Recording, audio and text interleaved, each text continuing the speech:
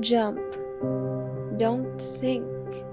Just jump into the abyss of no return, into the land of eternal sleep.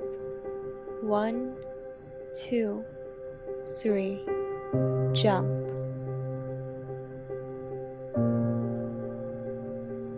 People gather, but you're already fast asleep. Your facade has crumbled away. The face it left exposed rattled those who came close enough to look, and they saw how little you really were, how fragile, and how human.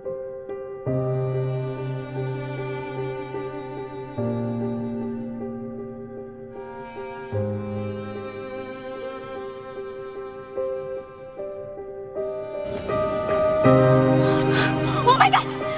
Reality bites.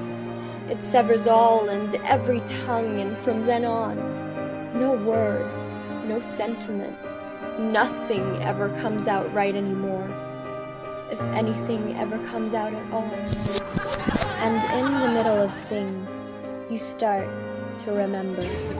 Sometimes, a push is all that it will take to force you against your most fragile walls, or to pound the last drop of hope out of your chest.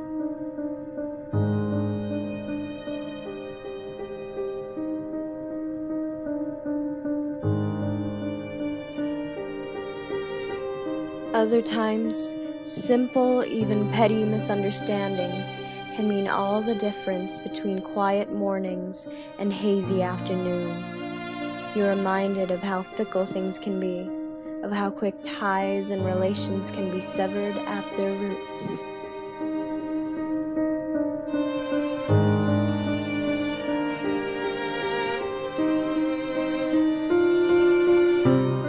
There will be a day too when disappointments creep up and breathe against your neck.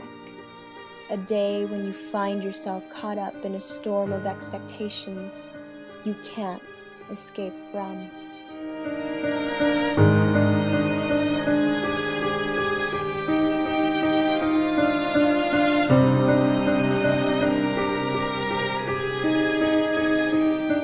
And everything is suddenly too loud that you can't even hear yourself think.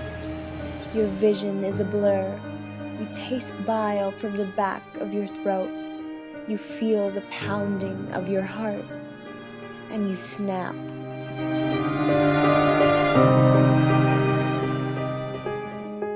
Or so you thought, because you survive, and again, you begin to remember. Sometimes it doesn't matter who says it, or in what way, because the moment someone hands you that glint of hope, you allow the impossible, you allow yourself to dream again. Sometimes the push is all that it will take to force you against your most fragile walls. Other times it is what will steer your actions and your words to be dynamic in this fluid world. And under the trickling rain, you find the irony that your self-worth may be reflected in the actions of another soul. And when it gets a little too lonesome, rest assured you can take comfort in shared experiences, in meaningful interactions, and in people themselves. Then you realize that although words can never be taken back, you can learn to forgive and to forget them, because after all, meanings are in people, not in their words.